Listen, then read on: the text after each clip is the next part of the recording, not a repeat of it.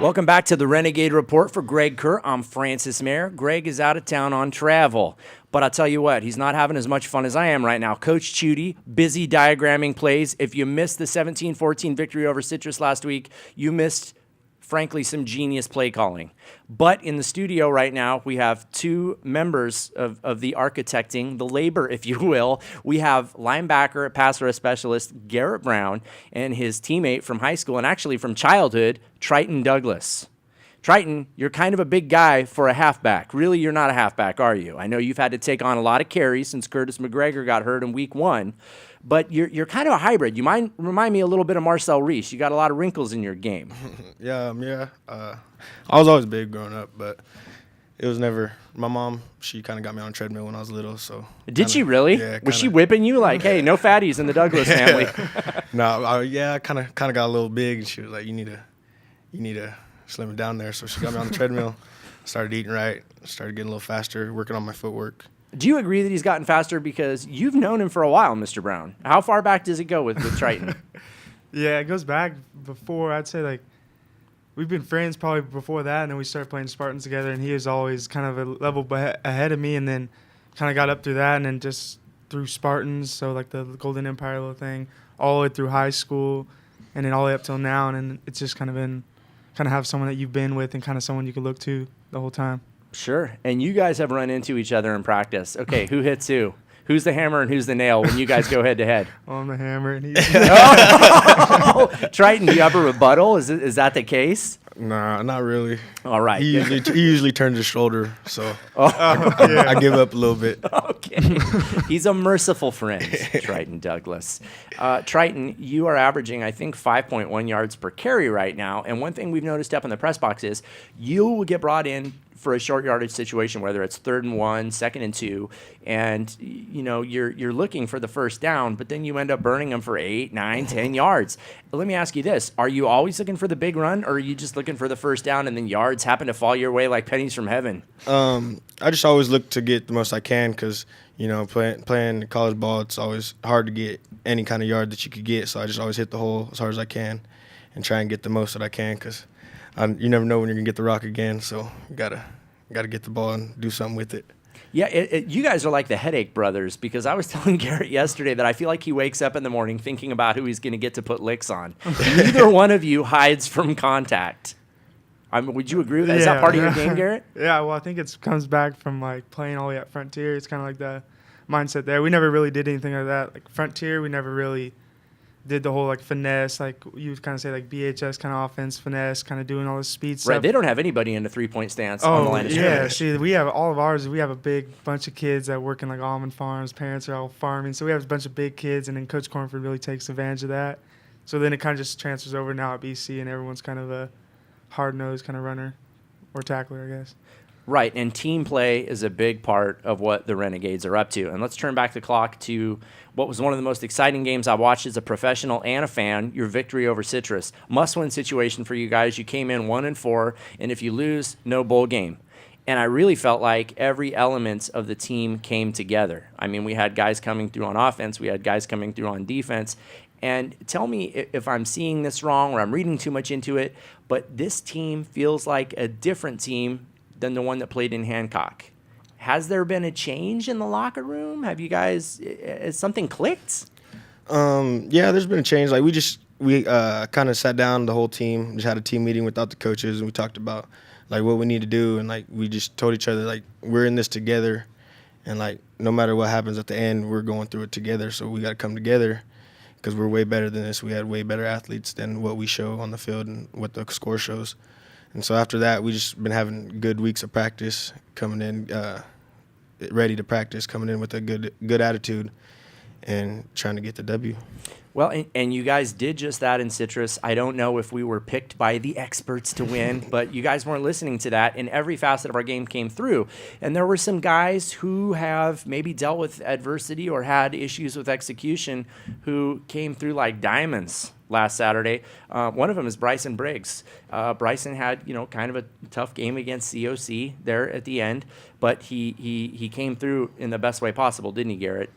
Yeah, that's the big thing is that he just steps up, and I think a lot of people on the team are ready to step up, and a lot of kids for some reason or another, if they don't get the chance to play, the kids that aren't getting the chance to play, let it know if when they get their shot that they're going to make it worth it and kind of step up to the plate. And then Bryson's showing that he could play here. He's like that kind of that caliber player, and he can keep going with his football career and everything if he keeps going at how he played against this past game against Citrus. Oh, exactly. And he's a great example of one of those guys that I call a Kern County All-Star, because that's what I feel like the Renegades are. I mean, we don't have as many out-of-state players as anybody else that we've played this season. You and Triton are great examples of guys who are from Frontier. And then most of the big plays that were made, you look at Vickers hauling in that flea flicker. That was an amazing play, by the way. Did you guys see that coming? Yeah. Oh, Triton, did you know that was going to happen? We run it in practice all the time. It's always open. Not a lot of people think Marquise could throw that far. So when he set back, he threw a dart. He threw a dart off his back foot. Yeah, and then I seen him, and I was just hoping that he made the catch, and I got excited. And Garrett, where were you when that went down? Because you're on defense. Like you're. I know you guys are usually going over plays and kind of discussing what the offensive look is. But where were you when the play happened? Because we had just came off of defense, and then we'd usually kind of set up either like if we're on defense, then the offense is like sitting down, kind of going over what happened last series or whatever. So when we're sitting down, and then it kind of gets going to the series and comes to third down, and they're like, all right, punt team, get ready. So the punt team goes out there, and then they're like, all right, defense, get ready. And it's usually not like that because they got the punt, and then you kind of know it's coming. But then everyone's like, defense, get ready. We're running a fake. Like, and the buzz starts, and everyone kind of like, hey, and everyone starts getting up, and then. So then out when everyone was on their feet watching that, no one was sitting down ready to see what Parker can do because everyone knows what kind of athlete Parker is. Right. He's not just a punter. He can play a lot of spots. Now, Triton, I know that you and the X-Man, Xavier Williams, have shared carries pretty effectively since Curtis McGregor went down.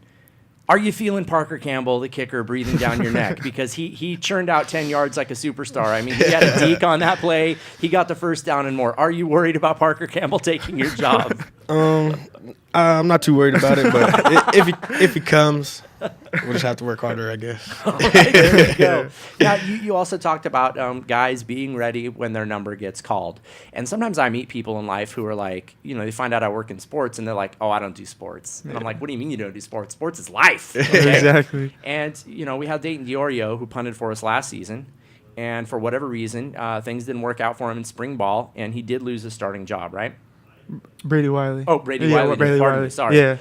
Dayton DiOrio comes in, and then his number gets called. Wiley's number gets called on Saturday, and tell me what he did. Oh, he's a guy who hasn't kicked the ball all season, right? Yeah, he's practicing with it. He's kicking all day, but I'm in a game situation.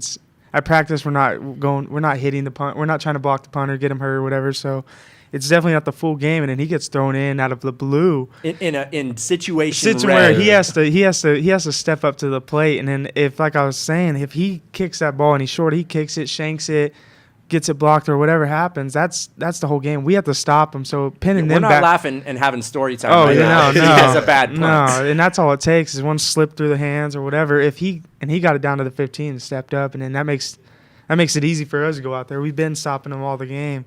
So when we go out there, it's easy. You just go out there and there's no stress of worrying about whatever that is, the corners or whatever that is, like little fade routes. And they're out of field goal. It just makes the whole situation so easy to play. Everyone can relax. Right, and the margin of victory, it doesn't matter because we won. Yeah. Okay, we live to fight another day for a bowl game. But it was a 3-point margin of error. And you're right. Wiley uncorked a 57-yard punt, which is good at any level of this game. Exactly. If you kick the ball 57 yards in the NFL, you're going to have a job next week. And what impressed me the most was what you had told me after practice earlier this week was that kid has worked just as hard. Like you, what did you say? You said you would never have known that he lost his starting job. That's the thing. Even everyone recognizes it. He's there every day. Every practice, he's punting every day, doing the same reps as he's getting every day.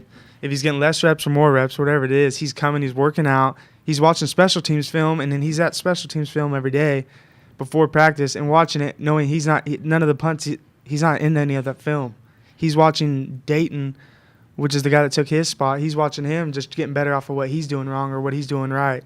And then, like you said, he gets his shot to come, and then I don't know what's his status now, but he's But it doesn't matter. It's a good parable for life. Oh, Like exactly. we always have to be ready when opportunity knocks. And Triton, that's kind of been your life this season. Last year, you were a guy who basically did Garrett's job for you in high school. You were paving the way for folks. And now you're kind of a glory dog, man. You're breaking off runs. You're scoring touchdowns.